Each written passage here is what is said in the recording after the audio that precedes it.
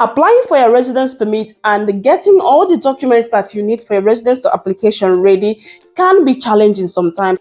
And for this reason, I have decided to make this video to give you guys a rundown of all the documents that you need to submit when you are making your residence permit application for your studies here in Finland. Hello guys, welcome back to my channel. It's your girl Loveth, and in this YouTube channel we discuss all about Finland, study and work route, and other European countries that comes to mind. If you're new, you're welcome. You're returning, welcome back. Please, if you find value in this video, do not forget to give it a thumbs up, like, and also subscribe to our channel, and welcome to the family.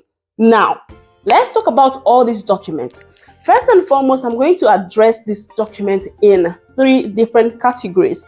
The first category is the general requirement, and the second category is the permit specific requirement, and the third one is the income requirement attachment. On a general level, for you to apply for residence permit here in Finland, you have to have your international passport that is valid. You have to have a passport photograph taken. They have specifications on how the passport photograph should look like.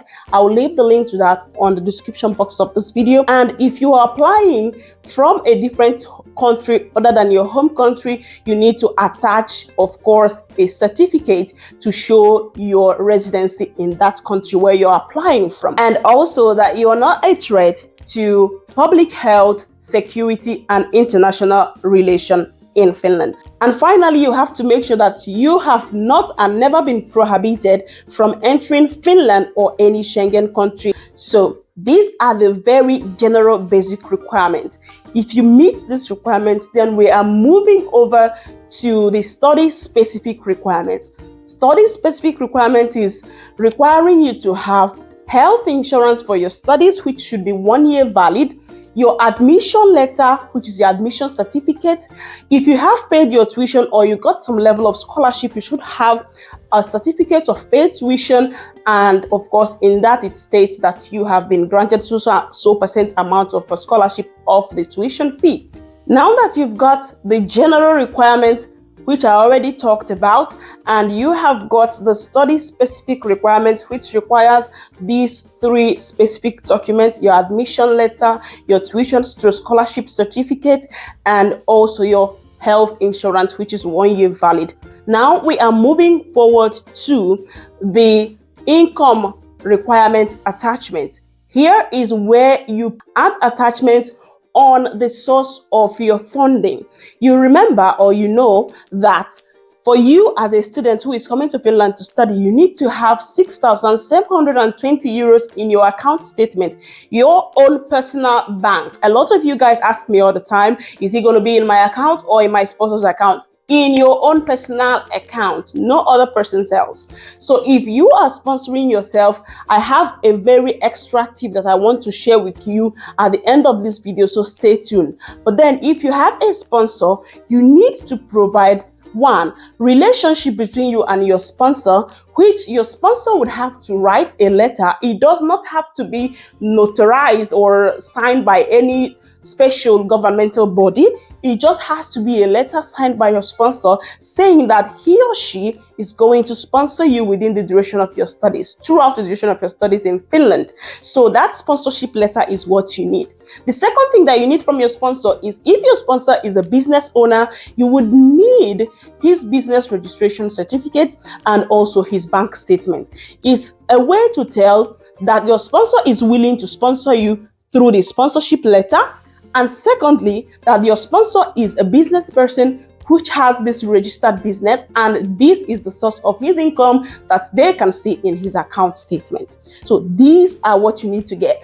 Then, if your sponsor is a government worker, the person would provide you with his contract and of course his salary slip, and then of course his bank statement. This is just what he needs, depending on your sponsor. But then if you are sponsoring yourself, if you are sponsoring yourself by your work or some other ownership things that you own, property, land, whatever, you have to provide for your work, you have to provide your work contract, at least your last salary slip, to prove that you are still earning from that work. And also, if you have other like things that you are using to support yourself, like land documents, or you have a land and then you have to provide, of course, the land document that states clearly that this land is undoubtedly yours. If your sponsor is a business person, he or she would need to provide tax clearance, something to show that he is paying taxes, okay? And this is one of the biggest problems that most of you guys have when it comes to this tax clearing. And another thing that you should know is that there is this thing called tax declaration. It's a way to like evaluate a business and declare the most probable taxation that they would pay. It's declaring that you are owing, even if you haven't paid, you are owing so and so amount of taxes and you will pay for them.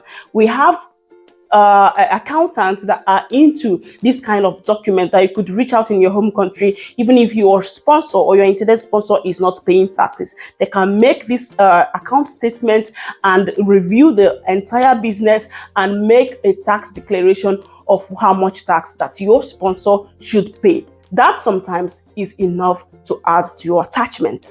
Now, if you are sponsoring yourself, I want you to know this. That is the juicy part I told you guys I'm going to share at the end of this video. Because most times we think that when Finnish immigration is trying to make a decision for you, they are just only considering that you have 6,720 euros in your account and that you have gained admission. And that's it. It doesn't work like that. You need to prove that this your 1 year expenses, which you already have, that when it ends, that you need to provide the same amount of money for your second year, that you are eligible to provide the same amount of money for your third year and for your final year. So let's say, for instance, that you are working, okay, in your home country and you want to use your salary to sponsor yourself.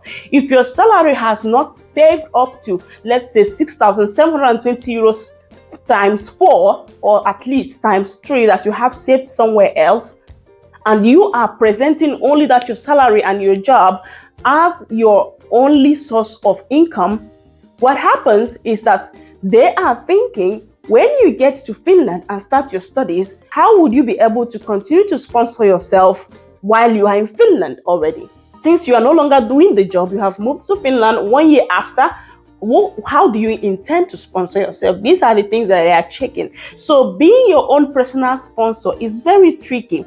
It's very, very tricky, but it's still the easiest and fastest decision to be granted if you have the funding, if you have the means, okay? But if you don't have the means, if you don't have a business that is running while you leave, when you leave, it will continue to generate money, or you have something to show like big amounts of properties, lands, and ownership that you could sell at any time to generate fund and support yourself while you're still in Finland studying. If you don't have any backup of how to continue to sponsor yourself after that first year that you already have the money in your account, my dear, they will deny you.